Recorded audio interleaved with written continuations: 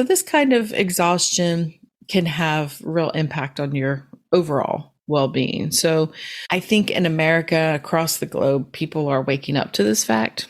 And that is why we had that great resignation, they called it. Now it's even going for, was it quiet Silent. quitting? Yeah, so it sounds like there's silence to People it. just checking out, whatever. But my question today is, are people doing the wrong type of work, or are they working against their type?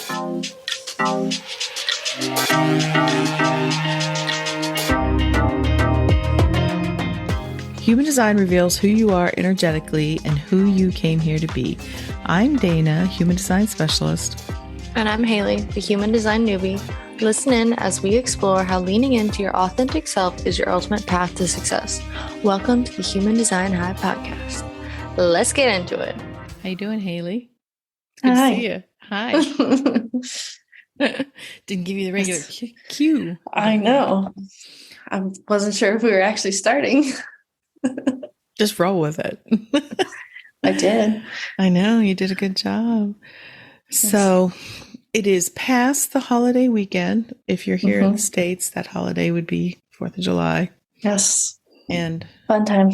If you ask me what I did, I'll be like, I don't know. I did work some because I wanted to go to the beach, but here in Myrtle Beach, it's insanely busy and not the best day to go to the beach on the 4th of July. So I wasn't going to do that. I was like, no. Don't recommend.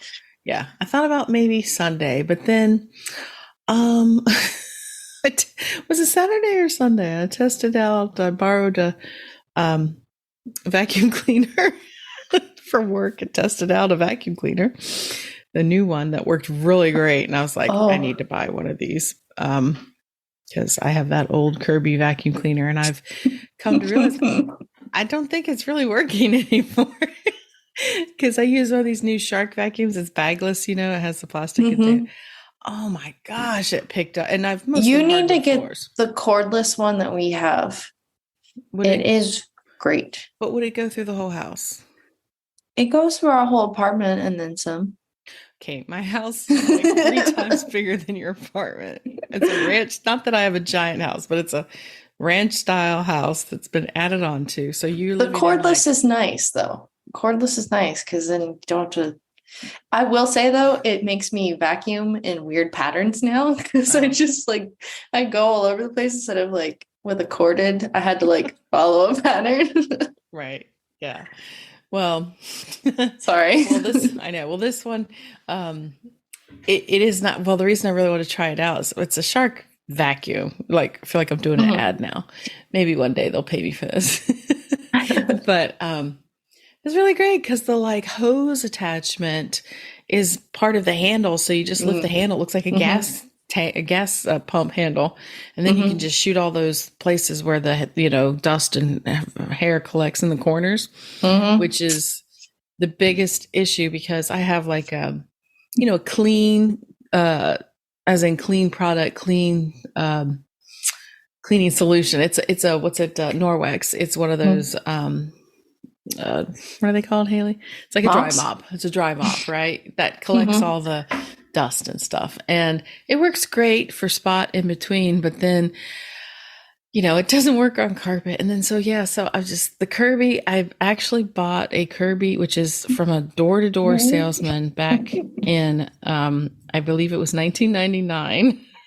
I was going to say, I feel like it's older than I am, but it's not quite. No, we were living in the house we were living in when he was born. So, and that house had no carpet, and yet I bought a vacuum cleaner.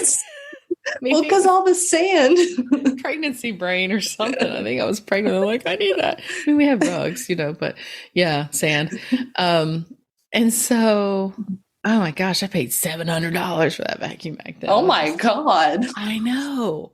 But it was an investment. The guy was very persuasive. I mean, you've had it for 24 years. And, I bought it on a whim. I didn't know about my emotional authority. He's like, buy it now. I'm like, okay, take my money. So, but I've used it and a lot. But you have to take off the whole front end of that vacuum cleaner to use the hose attachment. Mm-hmm. And if you just absolutely hate like cleaning like I do, I'm a clean person, but I'm not a deep clean. Like I was the one that would advise my friends when their kids were little and everybody's growing up. Like I had a friend who seemed to be obsessively clean all the time. I'm like, who are you cleaning for? And she's like, well, what do you mean? And I was like, well, why does it have to be so perfect all the time? You got 5 kids. Do you have, because she was always exhausted, I'm like, yeah, keep the 5 kids, clean, but come on. And then one day she was just like, you're right. Like, why? Nobody's coming over except for like, they know I have kids. Not Oprah's not showing up or the queen. We're like, no. It's funny. I did the same thing to Margie. Did you? She used to be like there was one time she's told me she started mopping the floors while she still had guests. Margie would be Haley's mother-in-law. Yes. She started mopping the floors while she still had guests over. What? Yeah. But then I think it was 2019 or 2020. She's like, I'm letting go. She's like, it's a year of letting go. So she still cleans, but she's not that obsessive anymore. I know there's people who enjoy cleaning. Like I always say, I like my floors clean. I'd hate clutter. Kitchen clean. Kitchen has to be clean by the end of the day. You cannot wake up to a dirty kitchen. No. That's my gate 5 consistency must have. But you have, I'll clean the floors, I'll vacuum, I'll sweep. But, even that, what I think COVID hit, nobody's entertaining anymore. Nobody came over. Everything just got so small. Our bubbles all got so small, and it hasn't really expanded back out. I haven't entertained because I have a half-done kitchen. I always think, oh, I'll have somebody over, and then I realize my kitchen still is half done from like 3 years ago.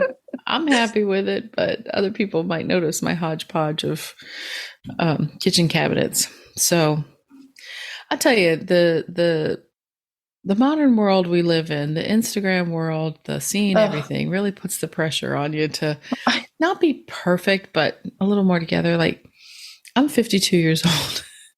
I'm a grown up, and I'm always looking around my house going, is this where a grown up lives? Because I feel like everybody I see online or in TV, they all have granite countertops. They all have perfectly done rooms. And I mean, even the messy ones, just everything looks so like, I don't know, grown up. And I always feel like I'm not quite measuring up because I don't care that much, I guess. But when you're looking at those photos, what you don't see on the other side of the camera is the actual lived in space, the mess.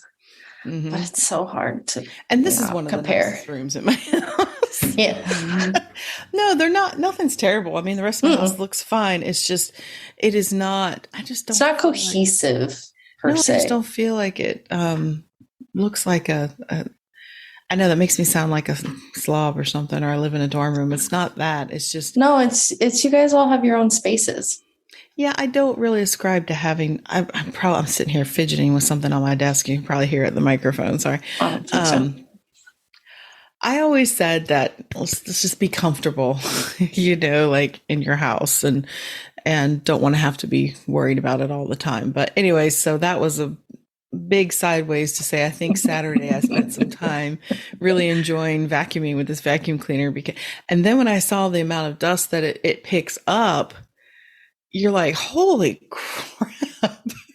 Because that Kirby, you don't know what it's doing. It's making noise, but I was using the HEPA filter bags and everything, but still it's not a bagless thing. It's not a container. So I think it's just not as effective anymore, but I haven't gone and bought a new one. But yeah, of years of, I guess, it not actually containing all the dust that it's probably blowing more dust out than, oh gosh, but not anymore. So anyways, my God, that was a long conversation about my vacuum cleaner. I apologize, everybody.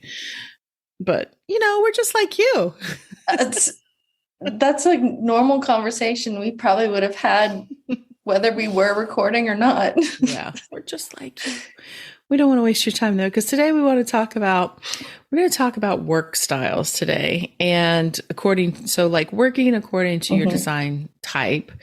And really, when I say work style, it's because it's in the vein of avoiding burnout. So I don't have a full title yet, so maybe I'll generate a title later on after we get talking about this. But that was my aim, was talking about how, especially now it's summertime and people may be on vacation, taking a break from work, or wishing they could take a break from work, or even just, with these longer days, they might have more time after work to, so I think in the summertime, people get a taste of that little bit of freedom of a break, really, right? From work, whether you work for yourself or work for someone else, which this is going to apply whether you're, like I said, if you're in business for yourself or not still in a job, but in they always say corporate job, but I don't know. I call it a 9-to-5 job, working for someone else, whatever. That I think a lot of people get a break and they start evaluating, they start thinking about, enjoying more time or wishing work wasn't so stressful. And the burnout piece I've been wanting to talk about for a little bit. And when I first started thinking about this, I wasn't really thinking about burnout, but it just kind of went there in my mind. Yeah. Because you've got to have like a healthy relationship with work, in the sense that I know that not everybody out there can maybe set their own schedules. They might be committed to jobs that are either a necessity or maybe they really like it working for someone else, and that comes with certain parameters. But I do think there can always be improvement in how you work or how you do your job or how you build your business, right? Yeah. It's really interesting that this was the topic you came up with today, because this past probably month of work has just been kind of shitty. Oh, really? Why is that? So I don't have to go into details. I'm nothing specifics per se, but so I honestly took off like half of June when I look back at it. So that is contributing to it for sure. But it was one of my big project sets. A lot of it has started kicking off now. And then my boss's boss was trying to change shit and has created a lot of headache there. So that's been like adding to the frustration with it. And then it's like taking off time. My workload amount isn't just like taking off time and I only have to, like, I don't know how to explain it, but it's like I have a lot more workload. So then taking off time almost has like a negative effect on like, because then I have to come back and I have a lot more work to do, or I have a lot of work to do beforehand, or on both sides of the time off, I have a lot of work to do. So I'm trying to work through that. Interesting. Yeah. Well, we're going to try to help with that. We want to most importantly try to avoid burnout, because it's been a big topic lately, like we were talking about, the last 3 years or so with the pandemic, and how people really started reevaluating. Because what do you understand like burnout? What do you think of when you think of burnout? So I think it's like basically just like wash your hands of it. I'm out. Like I'm so done with this. Like get away from me. That's how I see it. It's just like, no, I'm done. Yeah. Well, the actual like definition is defined as, not like Webster definition, but you could define it as just being like physically, emotionally, mentally exhausted, of just, you might not have as much motivation anymore, lowered performance, negative attitude towards sometimes yourself or others. It's especially if you're working for yourself or maybe in a team, when you get really burned out, it's just very hard to, like I said, get motivated or feel engaged or any of those things. And I have a little factual here that in 2019, the World Health Organization, WHO, defined employee burnout as an occupational phenomenon that occurs because of unmanaged chronic workplace stress. That sounds about right. Yeah, checks out. So, and they also laid out 3 criteria required for work-related stress to be classified as burnout. And it said that the employee must experience flagging energy and or exhaustion. Flagging. I would imagine lagging, but it's in flagging. Flagging. Energy, yeah, or exhaustion, increasingly negative feelings towards their job, and or increasingly feeling distance from job responsibilities and workplace operations, and a downturn in professional efficacy. Yeah, sounds like a study done by the World Health Organization, doesn't it? Yeah. So basically, I'm still stuck on flagging. I don't know. like I think of like a flag in the wind. Like, is it a very? I don't know what that, or like no breeze and just like. Yeah. So, and what the thing is like burnout at work doesn't just stay at work, right? No. It affects your whole life, right? It can lead to lowered immunity, they've shown. You can have change in sleep patterns. You can be increasingly irritable. You could start procrastinating at work or at activities at home. It's like the work can be the cause of it, or what's happening at work or the way you're working can be the cause of it, but it definitely spills over into your whole life. Have you felt that, Haley? Has it been spilling over? Not feeling motivated? It has started to spill over. Yeah. I'm not cleaning the apartment.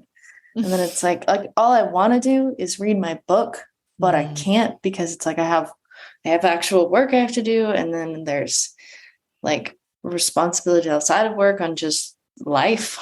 Adulting is hard. It sucks. You're like, where's the grown up? Still do Mom. Still get that sometimes. Like every now and then I'll think in a panic, like, where's the grown up in the room? You're like, oh no, it's me. I need someone to tell me what to do. Hey, but luckily we have human design now, so we can be that grown up for ourselves as far as knowing what to do, right? We can learn how to trust ourselves and what to do. But anyway, so this kind of exhaustion can have real impact on your overall well-being. So I think in America, across the globe, people are waking up to this fact. And that is why we had that great resignation, they called it. Now it's even going for, was it silent? Quiet quitting? Yeah, so it sounds like there's silence to it. Just checking out, whatever. But my question today is, are people doing the wrong type of work, or are they working against their type, in the sense that maybe if they know about their human design type, generator, manifestor, manifesting generator, projector, reflector, we're talking about those types, and we're sticking just to type today. Promise, just type. If they know this about themselves, because they do interact differently out there in the world, their auras are different, and the way that they interact with the people around them is different, right? And so everybody has different strategies, different motivations. And so I thought we'd kind of explore that a little bit today. And also what are some of the potential types of work the different types would be suited for. All right, we can have a drinking game. Every time I say type, everybody take a sip of your favorite beverage. Mine's water. Not besides, by the way, what are you drinking today, Haley? It looks lovely. It looks like today. It is not tea. It is a Celsius kiwi guava, I think. Man, we're just dropping all the sponsor us. Sponsor us, Celsius Shark Factors. When you picked that up, it reminded me of when you drank apple juice all the time as a kid. It looks like apple juice. Haley drank 3 things as a child. Yep. Water, milk, whole milk, and apple juice. Yes. I have not broadened much further out of that. You don't still drink apple juice, though, do you? Occasionally.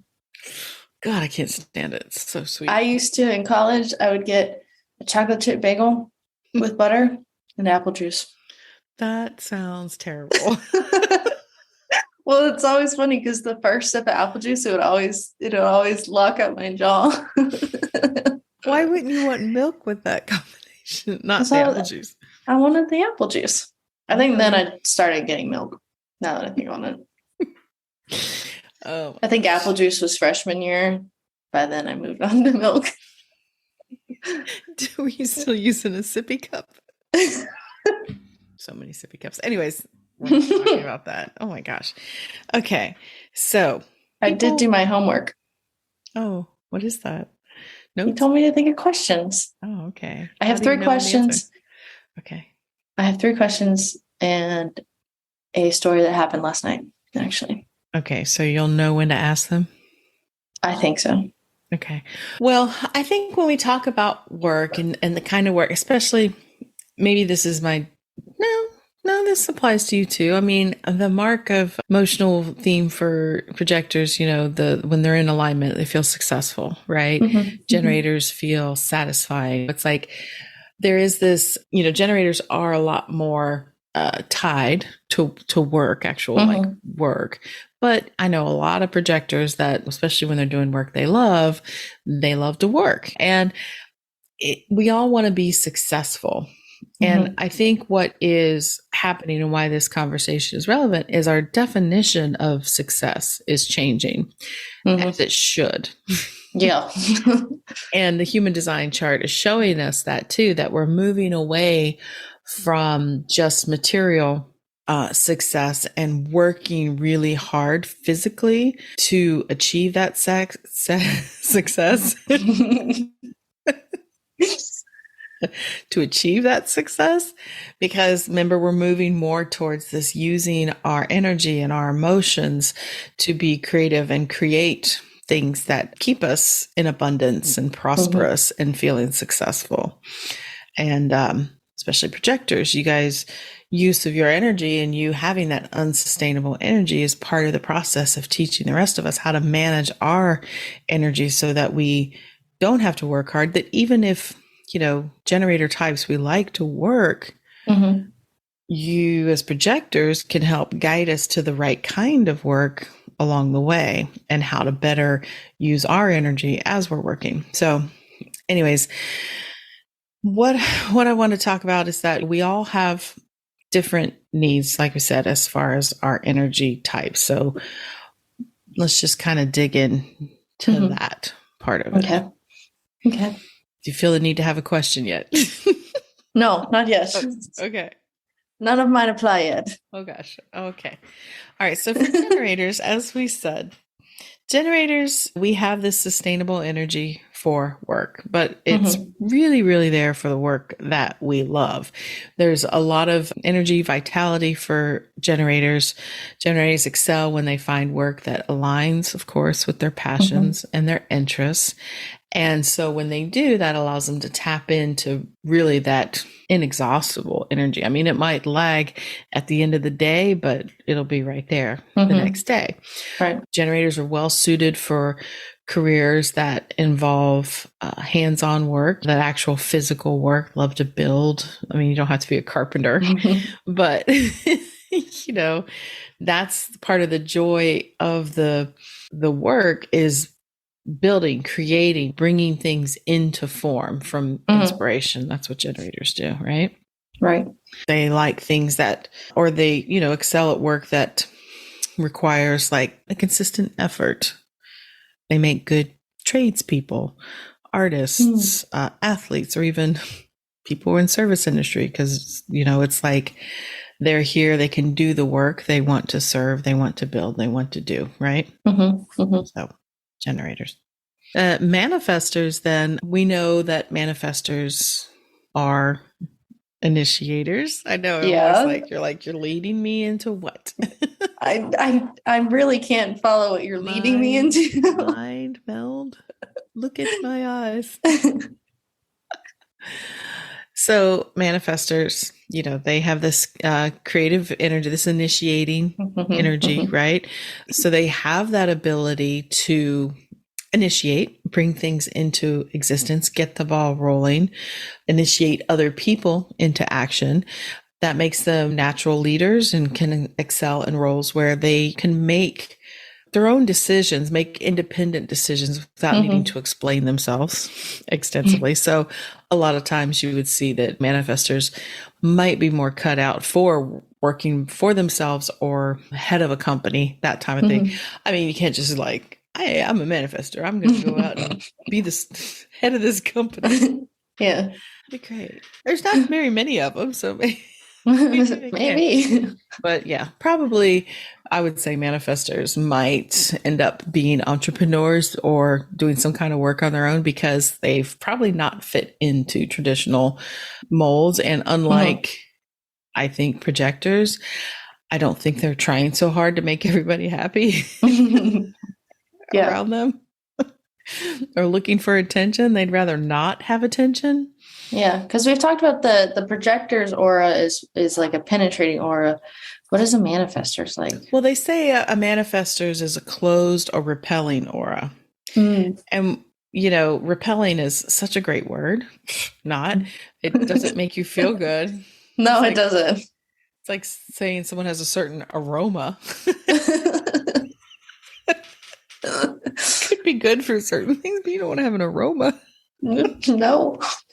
But anyway, so yeah, I would say manifestors usually a lot of times, if they're honoring their own energy, they probably end up in jobs or careers or whatever you want to call it, where they're kind of in charge because they need to be.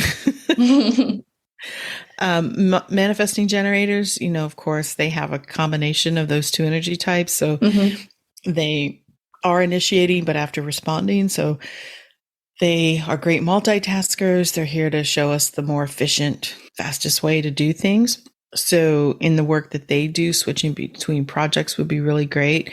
They are really adaptable and versatile. They can switch it up a lot. And this nature allows them to really explore all kinds of different interests at the same time. So they might thrive better in roles that offers variety or could even require multitasking. They might be better at it because their energy kind of fires a little bit better when they're occupied, I would say. When they have more things to do. Some suggestions, you know, like if they're into some sort of production, like where there's lots of different things moving and you can start on here, like media production, you know, like different projects, parts of the projects, you could jump back and forth, or event planning, any kind of creative endeavors that involves like different types of disciplines. That's ideally, you know, that's just to give you an idea of the kind of work that, you know, something is not the same thing every day. Yeah. Which I think would suck the soul out of anybody, but yeah. I mean, even me. Even your routines. In the gate 5, I'll still be like, please give me some variety. Projectors. Now, we know that projectors really, like you said, penetrating aura that kind of goes into the heart of the other. And, you know, so that's what makes them good at knowing what others need and guiding them and trying to help manage them. So they are also very good at seeing systems and the connections between systems that other people may overlook, which I definitely see that in the projectors. I know that they can kind of have that over. And then also as your line 6 as well, especially if you're a line 6 projector, you're really good at the overview and seeing things. They're very insightful observers, effective guides. I feel like I'm sliding out of my chair. Like I said, they have a natural talent for understanding other people's like strengths and their qualities and what they would excel at. So of course, you've heard it a lot, but it's true. They make really great managers, coaches, consultants, therapists, you know, any profession that allows them to use their deep insights and that overarching view, project management, that kind of thing, where it's understanding people and understanding what needs to be done and how to do it. Great for projectors. And then reflectors, they are quite different than the rest of us, obviously. They're 1% of the population. They also have the certain requirements of taking more time to do things at certain times. But they also thrive kind of being in kind of a variety of situations or locations because, their auras are always interacting with what's happening around them, right? With all their openness, because they have all those open centers, and they're very sensitive to the energy around them. But that's so that they can, reflect it back. It's different than projectors. Projectors, that sensitivity can be overwhelming. Reflectors are built for it. They're like, they're here bring it on. Right. They're also very keen observers of society and and that's what they're here to do. They're here to offer, valuable perspectives on the dynamics of communities, trends, things that the collective needs. So this, I guess, objectivity of theirs could make them suitable for jobs they could do whatever they want to do, but, any position where kind of these unbiased observations are valued and essential, like research or some kind of analysis. That sounds boring, but analyst. I was thinking not an analyst, but like social analysis or something, like looking at systems or whatever. I don't know. I get where you're going, and kind of seeing things and observing them, and then kind of seeing how it works or what could be changed. Things. The only projectors we usually, or not projectors, reflectors we talk about are like out there in because you would see them, like the actor, or there's famous, she's like a motivational speaker, coach type of thing. What's her name? Teal Swan. I can think of two: Teal Swan and Sandra Bullock. Those are the only ones I know for sure. But because we see them, they're out there in the world. But these reflectors, the few that are on the planet, we never know where they are, who they are. That sounds terrible. Reflectors are difficult. They are. Not like no, it's like a reflector person is difficult. Yes, I mean, because it's all anecdotal for me, because you don't personally know anyone, do you? No, I've met all the other types, worked with all the other types, but I have not personally worked with a reflector yet. So it's all anecdotal. Anyways, so anything coming up yet? No. Okay. I am. So that's just a quick overview that we remember, the different characteristics, of the types in work. And so now if we look at how you could tend to maybe get out of balance at work or out of alignment, what it looks like for each type. So let's just start with the generators again. What would you think would be something that gets a generator out of balance at work? Well, obviously, first of all, be doing work that they don't love to do. That's a big one. Ding, ding, ding, yeah. And then I feel like it also would be something like things impeding their ability to do the work. Like even if it is work they want to do, things impeding it. I don't know if that would be. Yes, and I think that could apply more to other, but I mean, I think for anybody, you could get annoyed by that. But that's a very good point because, yes, they are designed to be doing work that they love. That's what gives them all that energy. And so what generally happens, though, is that most generators, being unaware that they're generators, being unaware that they have a sacral response, they have just been conditioned and learned how to override their response, because that sacral yes is the indicator that this is correct work for the generator. You have the energy for this. This is a good use of your energy. And so if your sacral has been saying no, what does that feel like? Well, I can tell you, it's like, you're not excited about work. It's like you can feel it in your body. Usually you ever feel like a pit in your stomach on something? Yeah. And that can change over time. I mean, it could have been something that you originally liked or enjoyed parts of it, or maybe there's certain parts of your job that you don't like, but because it's in the overarching thing of your job, you're like, well, I have to do it, and so you start to override your body's response of saying, no, this is not a good use of your energy. And that's really, really, really, really common. And it's also really hard to break out of, because you can speak from experience. You do have the energy to do things. And it's usually like, oh, especially if you're like me, have an open route, you're like, well, I can just get it done and it's no big deal, right? I can do it faster. I can do it, whatever. But when you keep saying yes to things you should be saying no to, you may struggle with that and start feeling guilty, and things just start to pile up in a way. And this can result in maybe taking on too much work, like I said, or being pulled in different directions, or leading to that exhaustion or dissatisfaction. That burnout starts to occur because I feel like it's like you're using your energy and you've got it, but instead of like just pushing something along the path, you're not like pushing it uphill. It's just like, it's exhausting.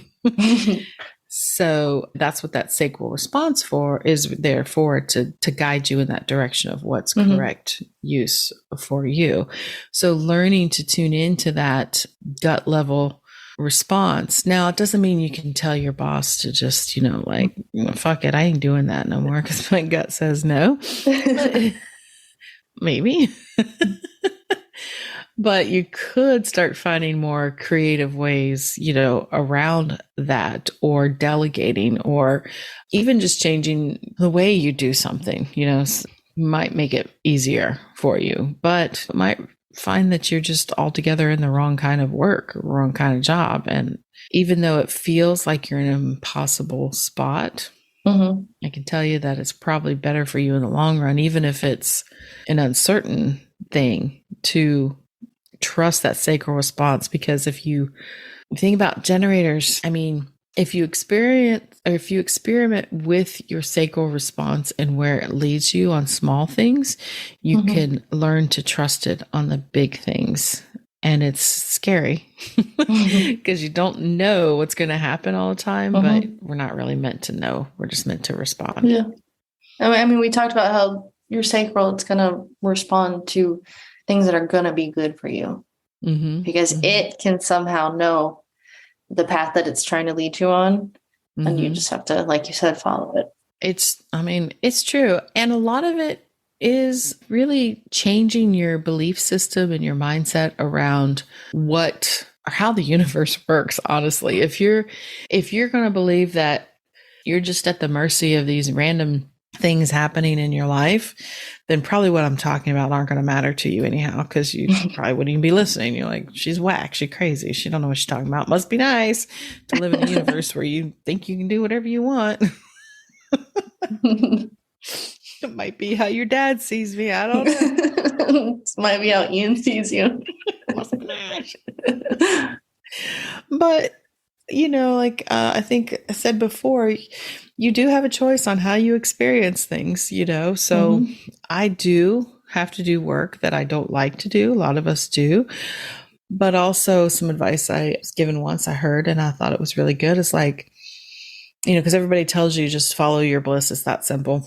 It's always right. And we're trying to get there, right? But there are things that we have to do that we don't necessarily want to do. And this could be in your job. It's necessary part of the job. Think about the end result of doing the thing. Is it something that will help you get to where you want to do? So like doing an unpleasant task can help you get to your end result that you're looking for, which, could be, especially if you're in the service industry, something simple like even waiting tables or something. It's like, yeah, nobody really wants the drudgery of that. But if it's helping you, say, build your side hustle, or it's paying your bills and giving you more free time during the day to be with your kids or whatever it is, that's the end result that works for you. It's just shifting perspectives. Does that make sense? Is that helpful? Yeah. Okay. So some tips then for generators on really listening to their sacral response and trusting that it's guiding them in the right place, or when, it's time to maybe shift focus or whatever. But basically regularly checking in with yourself. This is probably the easiest and hardest thing to do throughout your day, because we're so on autopilot all the time, and then especially if you have a lot of that work energy, you're just like going, and not even realizing until you get to the end of the day that you're just like exhausted, but not in a good way. So I think it's a good idea to start looking at your day in little segments of time instead of like one big long day. Like start thinking about segments, like if you have an Apple Watch, like I do, how it's always reminding you it's time to stand up, or, I know. You're doing good. You only got to do a little bit more. You could set alarms, that kind of thing. Mm-hmm. There's many productivity methods that are along those lines. Yeah. So just regularly check in with yourself during your day, during your work day, and just notice as you're doing your work, kind of assess your level of enthusiasm or satisfaction with your work. Paying more attention to how you're feeling is really important. And cultivating this self-awareness, noticing signs of frustration, resistance, or boredom, that might indicate to you it's a time for a change or a shift in focus. Like I said, really working on trusting that sacral response, which I said, take small steps. Spend an hour of your day seeing what happens when you just yes, no, yes, no, yes, no throughout your day as things come up.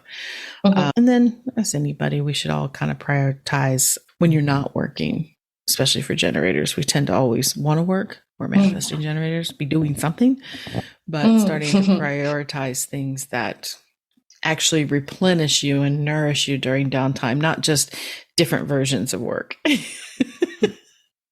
Yes. No, just kidding. We all do it. Like I said, this weekend I had 4 days off. When I say off of my part-time job, I was just thinking about, this human design work all the time and working on the podcast and trying to come up with projects I'm working on in that. And it's just like, I can get kind of tunnel vision on that. And then the day's over. And I was, oh God, I didn't even take the dog for a walk or, go outside, but it's so hot. Who was go outside? Okay, sorry. So, any questions about that, Haley? Oh, no, yeah. I'm dying to know what your question is. Well, I think one you might kind of answer just by what you're going through right now, but we'll see. Okay. Hey there. I hope you're enjoying the show so far, but I just wanted to take a moment to pop in here and ask you a question. Have you had a human design reading yet? Have you had one with me yet? Well, why not? So when I think about this question, I've thought, well, maybe you just don't know if it's worth it to sit on a Zoom call for an hour to have your questions answered. I personally think it is. I love the one-to-one connection of being able to see you, but some of you maybe aren't ready for that. Maybe you have Zoom burnout. We've all been on Zoom a lot the last couple of years, and maybe the thought of hopping on another Zoom call just makes you crazy. Or maybe you just simply don't have the time right now in your schedule, but you're really, really curious and you'd really like more of a connection than just a written report. Well, I've got you covered. I have recently launched a new offering, a recorded human design reading. And it is basically the same things that we would go through on a one-to-one. I'll cover your type, strategy, authority, profile, incarnation cross. I will explain it to you in a way that's easy to understand and applicable to you specifically. It'll be your chart that I'm looking at and talking about, just like a live reading. And also in the recorded human design reading, you have the option to ask me anything, basically. So let's say you're really familiar with your human design chart and you just have some burning questions that you want answered. This is a great opportunity for that as well. So when you decide you want to do this, just head on over to humandesignhive.com/offerings and you'll find the different readings I have there. Maybe you want to do that one-on-one. I'd love to see you. But if not, click the recorded human design reading and within 3 to 5 days, you will receive your own personalized recorded human design reading in both video and audio format, so you can listen to it on the go whenever you want. So go ahead and check that out on the website, and I really hope to be seeing you in my inbox really soon. That's it for now. Let's get back to the show. So manifestors, I don't know why I went in this order today. I keep putting generators first. So manifestors, they said they have that strong drive for independence. They kind of want to work on their own. They don't want to be bothered by other people. They want to initiate and take charge. And so this can sometimes in the workplace lead them to overworking and neglecting personally, especially if they get in the zone or whatever, and they just are driven to get it done because they're maybe afraid of being interrupted, or they won't have the energy for it later. They can get a little bit too driven at times. So they can struggle with slowing down or pausing or slowing down or struggle with pausing, meaning they don't want to stop, right? But they don't have defined sacral centers. They have that initiating, moving energy, but it's not sustainable, right? So it's really important for manifestors to notice when they're getting close to that exhaustion point and stopping before you get there. It's really hard to do. Yeah. Because if they don't take any breaks or if they keep pushing, that's the kind of exhaustion that same as projector. It's hard to build back up after that.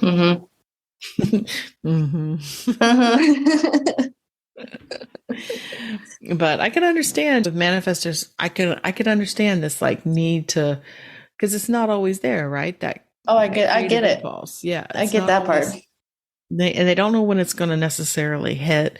And so that's why it's even more important for manifestors to get in the habit of really putting in restorative downtime, because then when that creative impulse, that inner, voice, the muse, whatever it speaks, they can respond to it. Because a lot of manifestors or even projectors, non-sacral types, struggle with feeling that things aren't happening for them. And a lot of time it's because they are in the brink of exhaustion or burnout. And it's the universe's way of okay, you're not ready. You're not ready. You might find that opportunities and things aren't showing up. This is for all types. Things aren't happening for you because you are burnt out. Your energy's not ready for it.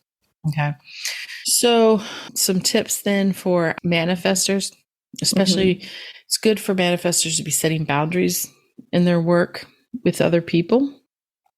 A good tip there is to make sure that they communicate with either their coworkers, team members, whatever it is, employees, their availability. Clearly letting people know when they're open to collaboration, or if they're in a spot where they need uninterrupted time. That's really important. If you're able to take some of the parts of what you're working on or what you do and be able to have others help you with it, assign responsibilities to other people, if that's possible. Manifestors need to say no when it's necessary and don't feel guilty for declining requests of their time that don't really align with their own priorities or what it is they want to do. Again, about communication, being direct in your communication and clear and straightforward in expressing what you need for other people, what your expectations are. And then, of course, taking breaks occasionally. Like I said, that app on your phone that tells you when to stand up. You could set a timer or whatever for yourself and make sure that you are honoring your needs there. Yes. All right. So manifesting generators, as we know, got a little bit of both. They do have that always moving energy. They're that kind of, they have their generator types with the ability to initiate. So they can do manifesting generators, they do have a different way of managing their energy. They actually are kind of meant to do a lot and do a lot at once, right? However, they got to make sure that being sacral type, they're engaged in things that they're really interested and engaged in. One thing that sometimes manifesting generators can appear to be a little scattered in their efforts or a little lack of focus, which can be hard to take sometimes. So if they understand that this is part of their multi-passionate nature, I feel like it would be liberating to know that that's part of how you're supposed to be doing it. Because I can see if you feel guilty, you're always trying to do something else, and then it feels like you're not giving one thing enough. And then if you find out that you're supposed to be doing multitasking, and it can make you feel better, I feel like. Yeah, it does. And then also you could check in with your strategy there and get in the practice of noticing if you're multitasking, if you're actually getting involved in projects and things that are correct for you. or if you're just kind of burning off that energy by trying to like get involved in everything, maybe prioritizing and checking in with your strategy of like, okay, responding, visualizing, see who you need to inform, and then going from there might be a better use of their energy and help them find more fulfillment in their work, because it's going to be working on things that they actually can have some impact on. So a lot of the tips here, there's going to be overlapping here. Again, most importantly for a manifesting generator at work is trusting that sacral response. Make sure they're getting involved in things they should be. Prioritizing activities that, are things you are going to want to be engaging in as best as you can. Again, setting some boundaries around saying no, because you're going to want to say yes to a lot of things, but saying no, because you can. You're not going to miss out on anything. Trust me, the universe will fill you up with something else to follow. And I think it's a little different for the manifesting generator when they talk about prioritizing self-care and everything. Is manifesting generators really do need to like get up and move around. And I think you see this a lot in classroom settings. There's kids that just feel like they need to move. I think, look at your dad. It's hard for him he's got to be exhausted to not want to move, right? Daylight. It's a rare occasion. Yeah. Daylight for him is activity. I have to be doing something. And it's just this drive. And he has that 3420. So he's just always feeling the need to be doing something, even if it's just piddling around, picking up something here and putting it down over there and starting working on this little bit and going over there a little bit. He's got to be doing something. So it is good to, if you work in an office or in some kind of setting where you're like a desk job, to allow yourself to get up, move around, put the printer across the room if you work at home, or take regular breaks. You really need to. So anyways. All right. So projectors, here we go. Always just like my favorite. Well, obviously we know that projectors are going to at some point need more rest than other types. Well, I mean, manifestors too, but it's a little bit different. And as I said before, because they're non-sacral beings, they may have challenges and trouble recognizing their limits. And you're also absorbing that energy around you. Chances are, if you don't work at home, you're in an environment around other people, they're all going to be sacrals. Not all of them, but there's a good chance. It's a good chance most of them are. Even if you're in a cubicle, your aura extends out at least 6 feet. So it's like a lot of cubicles aren't that big. No.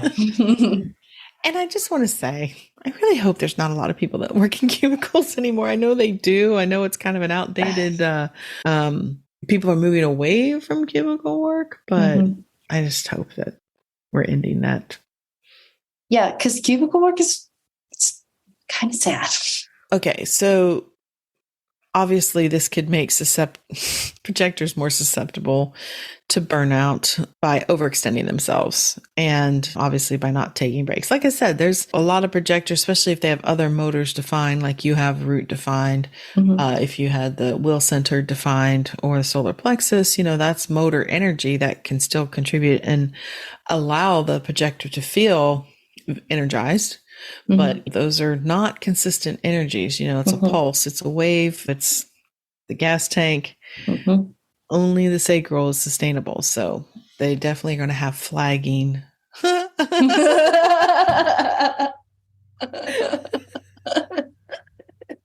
energy levels. That really did come out. That was not even intended. It just came out. Sorry. Energy levels.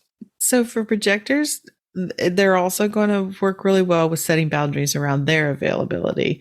Letting those around you know that you don't have to say, I'm a projector, I have certain energy needs. It depends on what work environment you're in, but you can say, I really need more time to process or absorb or work on this thing, or I work better alone sometimes. So I just need to, let people know how much energy you can invest at the time in different situations or relationships. Like I may not be able to do it all this afternoon, but I'll definitely get it done by a certain time or whatever. Just setting more boundaries about really what you're going to do and how you're going to do it. Because I think there's a lot of pressure. Well, when they do experiments, like people doing the like different work, number of work days and everything, about how a lot of times how long you think it takes to do something is different than how long it actually is. Yeah, a lot of times you underestimate how long something's going to take you. Right. And that also there's something around what I'm getting. It's like whispery in my brain right now. It's almost there. I can almost touch what I'm trying to say. About like how many days a week you work, or well, intensity of work, let's put it this way, intensity of work and putting in more work is not always going to give you the best result of completion, I should say. So like the working harder, not smarter thing. I mean, that's the whole, I think in my head about projectors is, there might be this push at work that everybody should be putting in 8 hours on a project where a projector might only need to put in 3 or 4. Yeah. So you can say, I will have it done by a certain time, certain date, but just allow me to figure out how I'm going to do that. And then you want to know how they reward you for doing your work more efficiently? They give you more work. Well, that's what when I say efficiently, doesn't mean you have to actually produce it and give it to them earlier. You just say, when is it due? It's due Tuesday. Okay. You'll have it Tuesday. You'll have it Tuesday, but you don't necessarily have to work on it every hour of your work because, you could prioritize how you use your energy, right? Does that make sense? So incorporating regular breaks, we talk about all the time. Projectors aren't meant to work in a typical 9-to-5 fashion or whatever. The way you have your life set up working at home has worked for a lot of projectors because, for one, you can control your environment, right? So you're not feeling all that generator pressure. Oh, yeah. Or sacral pressure, I should say. You can take regular breaks, even though it doesn't mean you should take half of June off. June was really busy. But managing your time and your energy, it might mean knocking off a little bit early from work so that you can have some downtime. But if you are somewhere that you have to be at work, integrating regular breaks, if you can get outside, go sit outside of your work environment, under a tree. Quote unquote smoke break. Yeah, don't smoke. Don't smoke, but right. And this is one I don't think projectors think about a lot, but developing a supportive network of people that might understand that you operate a little bit differently and respect your need for rest. Maybe it's at work, maybe it's not. You could have a group of projectors that understand.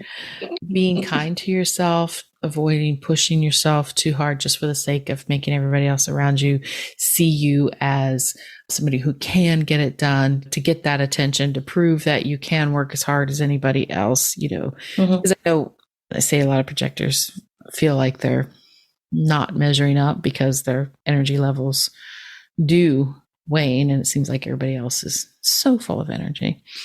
But yeah, this is kind of an important one, is creating some type of routine or ritual for yourself after periods of really intense engagement, like with people or at work. You've had a really busy cycle week, whatever, or even a day, that's kind of signals to your body this transition to downtime, because they say like projectors should not exhaust themselves and then try to go to bed and get some sleep. It's usually not very restful sleep.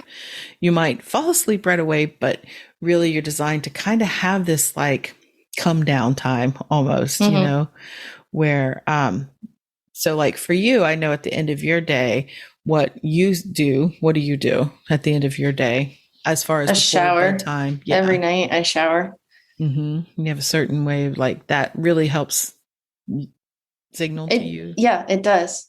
Work has been creeping into my mind as I'm in the shower lately, but I'm trying to I'll be in the shower and I'm like, okay, I just gotta I just gotta let it go. Like that's tomorrow's problem. Mm-hmm. But yeah. I was reading, it was on my sleep app, which is really not, I mean, I don't use it for sleep, I just track my sleep, but it was giving these little tips and tutorials of if people have trouble sleeping at night. But it was talking about the worrying part, because everybody probably at some point experiences that middle of the night anxiety, but this applies, I think, anytime. It was like, if you're worried about stuff, to give yourself a worrying window. It's like, okay, I'm going to worry about this for 15 minutes, write out everything that you're actually worried about. And then it also says that you can also practice when you're worrying and writing things out, writing solutions. Doesn't have to be solutions you implement or even good solutions, but just possible solutions. It just kind of helps your brain kind of get into that like more solution oriented, and also putting a container around the worry so that you could say to yourself later, I don't have to worry about it. I already did. I already did. It's already there. It's, it's written down. I won't forget about it is there. Right. But anyways, that's a side note. But yeah, so for you, it's taking a shower at the end of the day, or even at the end of a work day before you transition to another part of your day. You could have a short practice of mindful breathing, or a 10-minute walk, or just sitting. Yeah. Quietly. I find that a lot of times if I've been like working for a while and it's like really intensely working and using a lot of brain power, I'll be like, I gotta get out, and I'll take Bailey for a walk around the apartment complex, because I'm like, I just need to just basically kind of shut my brain off for a second. Yeah, I'll do that too. And usually it's like I have to get up, move around, and kind of get that energy, because I do a lot of work at a desk. But that's why it's been the last couple of days. It's been really hot. And then, so I want to go in the afternoon to take the dog for a walk. And then it's been, it's July at the coast, so those storms pop up all the time. And, but then sometimes, since we do have long days, by the, 6:30 or so, if I have things timed right, I could still maybe take her for a walk in between making dinner. Anyways. Okay, real quickly, reflectors, which, there may not be anybody listening as a reflector, because they're like, they don't know anything. If you are, help us out. I shouldn't say that. So, as we said, they're sensitive individuals to the environments around them. They're not necessarily absorbing the energy all the time, but they are aware of the energy, and they are very sensitive to the energy. So, environment's incredibly important for reflectors. If they're not feeling good, they're not in the right environment, they're not with the right people. So, another thing that reflectors can struggle with is that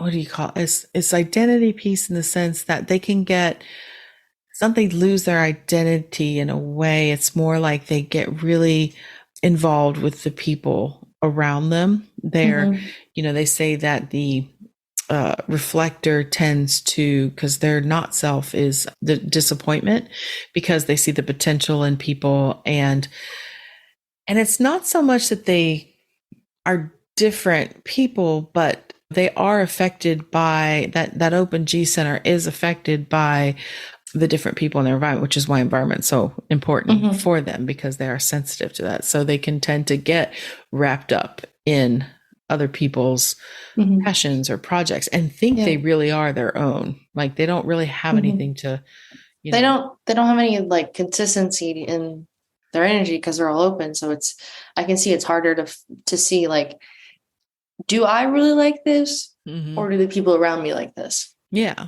And they may really think they enjoy it. But then one day they'd be like, wait a minute, maybe I really don't.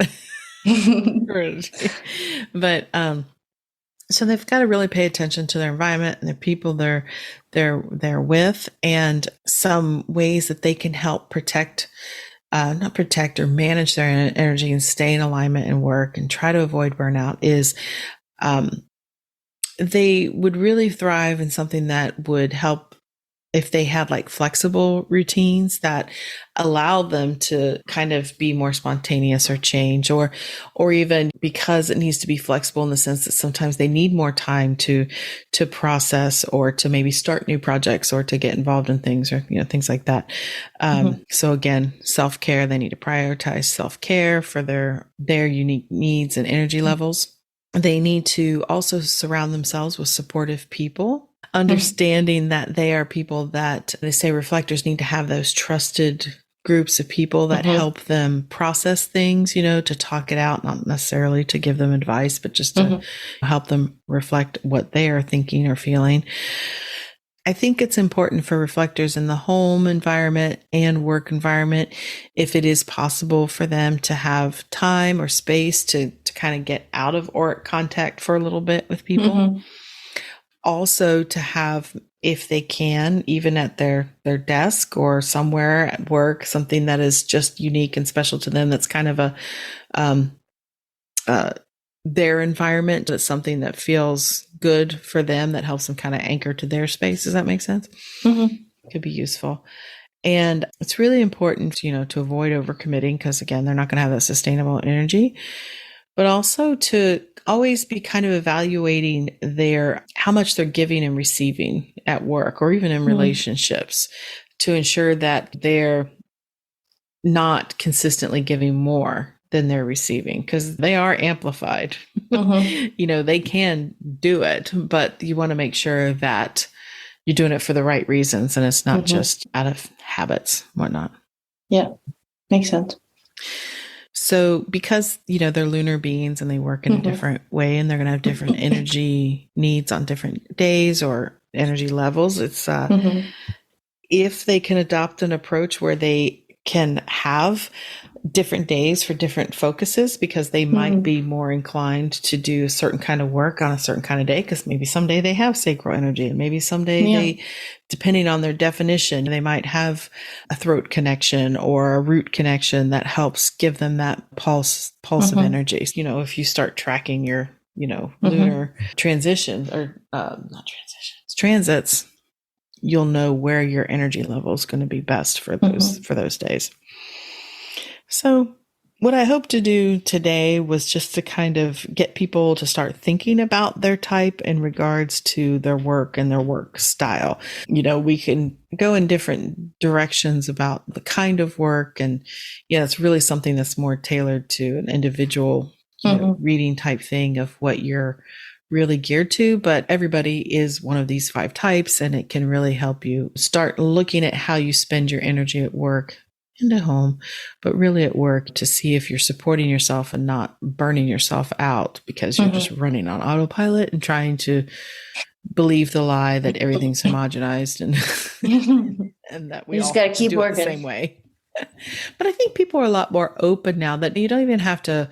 I don't think there's anything wrong with talking about human design in the workplace. And I'm finding that there's a lot more places that are open to it now, because it helps boost productivity if people are working according to their best. If they're working to the best of their ability, like if they're happy and engaged and rested, and those are productive people.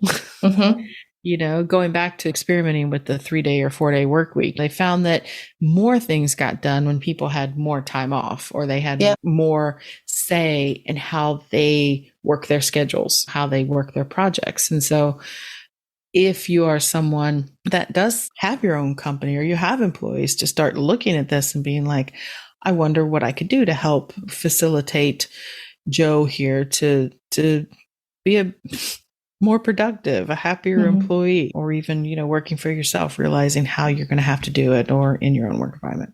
So did you had questions? Did I answer any of them? You had written pre-submitted questions. Yes. I mean, no. No. What does that mean?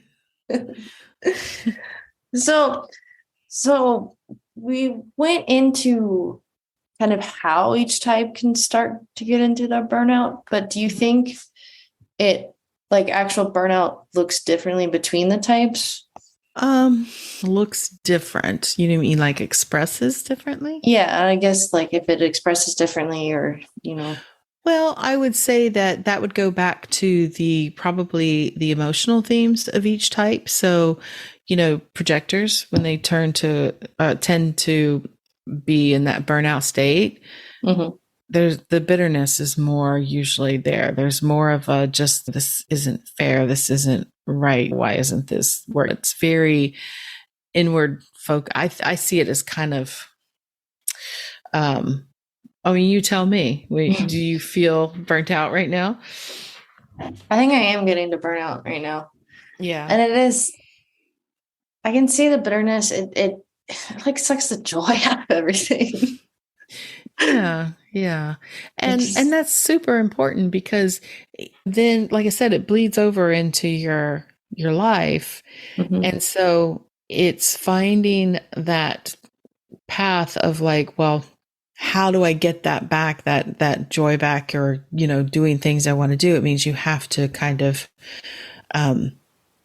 really look at what makes you happy, but also what you could do with your workload or the work style to help facilitate that. I know you're working for somebody else, and mm-hmm. so, but you do have some flexibility in how you work mm-hmm. and when you work.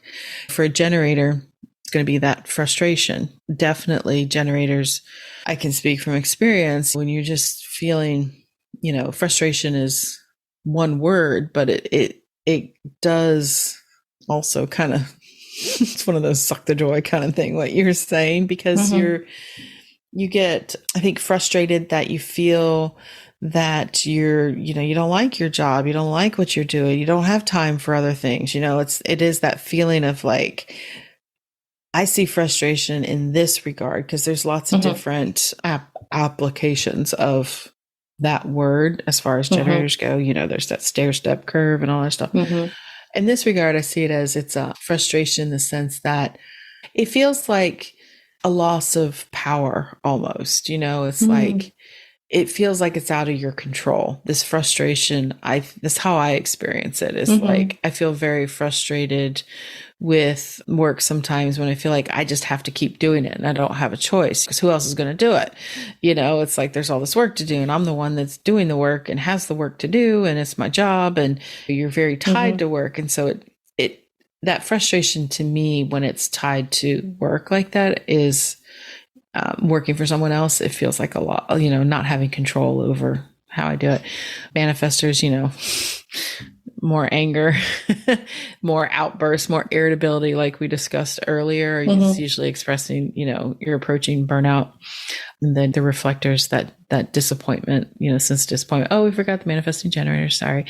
You're in there, frustration, mm-hmm. anger. So yeah, I guess it can. I mean, everybody, like we talked at the top of the episode, the physical symptoms or the emotional, mm-hmm. Those could be, the same for everybody, mm-hmm. but experienced individually a little differently. Yeah. Yeah. Yeah. That's a good question. Yeah. Thank you. Welcome. You also kind of touched on this one. The next one was just like how I as a projector mm-hmm. adapt in a sea of corporate generators, in a corporate mm-hmm. sea of generators. So you kind of were touching on that. And like, I still feel it, even though I work from home, I still feel it because I don't know if she actually is, but I'm pretty positive one of my closest coworkers, mm-hmm. she probably is a generator just based on the statistics of it. Mm-hmm. And I feel bad sometimes because I know how much work and how much overtime she has to do her work. Mm-hmm. And we both like produce on the same level, I would say, like mm-hmm. what we produce out, like our level of work, like quality of work. Like I know that we're working the same on that. So I feel bad sometimes when I know how much she's doing. And then I compare it to like at the time, the couple of hours that I would have to do overtime a week. Mm-hmm.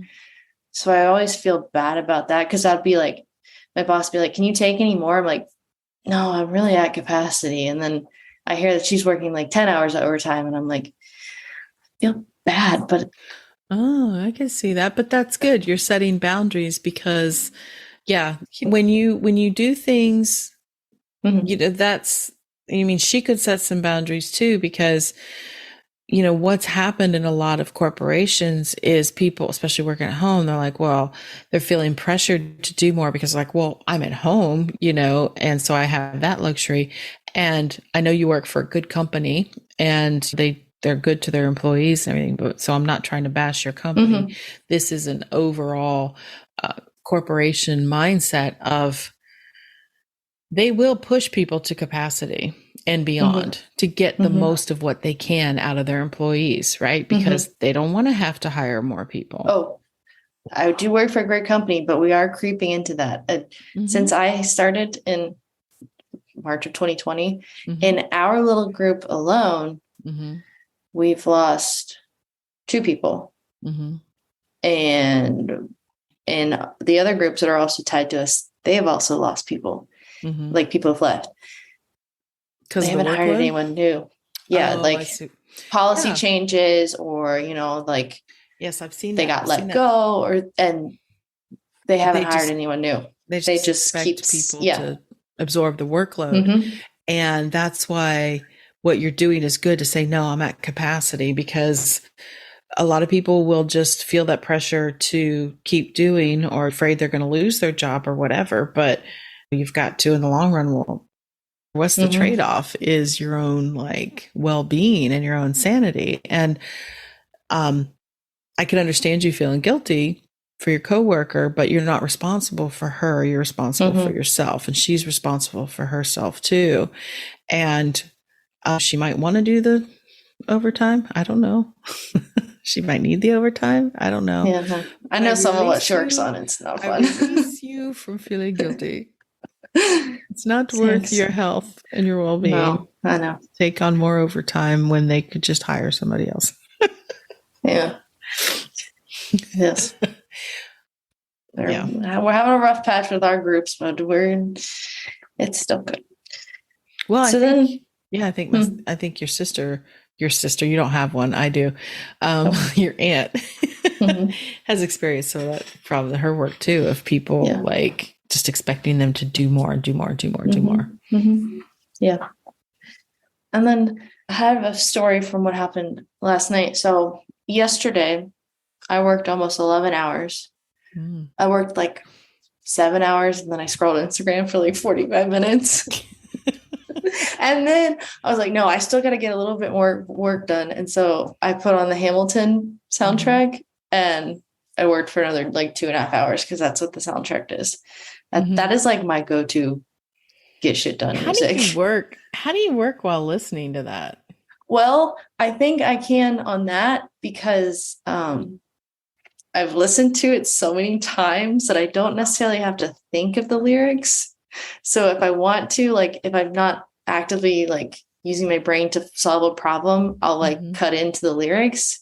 If I'm waiting for something to load, and then I can just cut back out. It's my go-to. But so I worked 11 hours, almost 11 hours yesterday. And I got off and then I went and started dinner.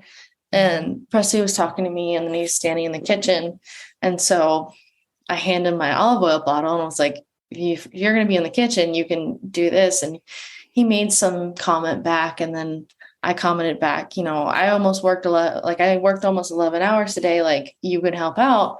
And he's like, well, that's me on a normal day. And I was like, congratulations. Yeah. I wanted in my head, I was like, well, you're a generator and I'm a projector. F you. But I said, well, you actually enjoy what you do. Well, that's true. Or you enjoy working. Just let's say, you enjoy the work you're doing, you enjoy work, and yeah, if every projector would be like, you know what, I don't have to explain myself to you. I am tired. I know I don't want to work that many hours. It's I know the same thing your dad. Your dad's a manifesting generator. I'm a generator. So there's not that, but I am trying to guard my well-being more than my output. And I feel guilty too, a lot of times. But I'm working towards doing work that is going to not necessarily trade dollars for hours or working for, piddly amounts of money, which too many people have to do. And he is just in the mindset of you always have to be working. You got to work harder. The harder you work, the more you make. Yep. That's that's how he grew up. That's how most of us this age grew up, is the harder you work, the more money you make. It's not always true. Like somebody says, I can't remember. Oh, I think it's Abraham Hicks says, look at the people who make the most money on this planet. They don't work that much. No. The people that work the most are making the least. Mm-hmm. There needs to be a shift in that dynamic. And it's, a lot of these things have been hidden from us for too long of, we've just been in this mode of just head down, and that's, I'm sorry, the system is set up to keep us in survival mode. So we don't question the system, and we don't question how things could be done differently, and hopefully this conversation you do today, but also the larger conversation around human design and honoring your individuality and what you're here to do and how to do it can start tipping those scales. I believe it. I believe it. So do you feel complete, Haley? Yes. I have one more question, but it might be better as an episode. Oh, well, let's see. Well, the last one I have was how to reset after burnout. It would be a conversation because that's a bigger topic, I think. Than we've already taken these lovely people's time today, and we still have to do the incarnation cross of the week. Yes. Incarnation cross of the week. You should have a little jingle and you just click the button. Well, that little jingle right there was me hearing it in my head from the Unmade podcast. I saw a reel today that was funny. And it was like, next time you have your vent sesh, have a soundboard. And so it was like a sound machine. And so when they did it, I forget what the girl said. She repeated, I think something a guy told her, you need to calm down or something like that. And as soon as she said that, her friend hit the button that's basically like it's a sound that if you a dramatic head turn, that's the sound. It was something like that. And it was perfect. I was like, that is such a good idea. Oh yeah. I want one. Oh my God. Well, remember how long we had that little handheld one? We had that when we were in high school or whatever. Oh my God. That Hunter would always had to take it away from Hunter. Yeah. Because he would just overuse it. Yes. But it had the applause. Yeah. And I've had quite a few. I love that thing. I wish I still had it. I like the idea. And it had the applause. Yeah. So today's incarnation cross of the week is the left angle cross of wishes, also known in quantum human design as the left angle cross of transformation. And so this is the conscious sun and earth gates are gate 3, gate 50, unconscious 41 and 31. And so this cross that you carry, if you have the left angle cross of wishes, represents your leadership in bringing about important changes in laws and systems. Some may resist these changes, but others will welcome them. You have a strong desire for a better future and are committed to working hard to achieve it. You aim to inspire and guide others, showing them the value of creativity and imagination in driving innovation. You also strive to integrate new ideas into existing structures, establishing supportive laws and values that promote growth and transformation. By highlighting the importance of creativity and imagination, you hope to usher in a collective mindset that embraces innovation for a brighter tomorrow. I like it. Left angle cross of wishes. It does sound like that. It's very nice sounding. So it does sound like that. Yeah. Well, it's got the gate 3 has a lot of mutative energy in it. Gate 50 is about, systems, values, and all that other stuff. Oh, 41's a visionary gate, 31's a leadership gate. So, it all comes together. So that's that. So you know what that means, Haley. We're wrapping it up. We get to go home now. We're home. We get to let everybody else off the hook now. I think they like us. I hope so, because I like them. All right. Well, everybody, enjoy the rest of your week. Make sure as you are thinking about your work or maybe going to work, think about, are you honoring your type and your energy needs, and what can you do to help support yourself more if needed, and makes the appropriate changes. So let's all do that. Yeah. All right. So you have a good night, Haley, and I will talk to you later. Bye. Bye.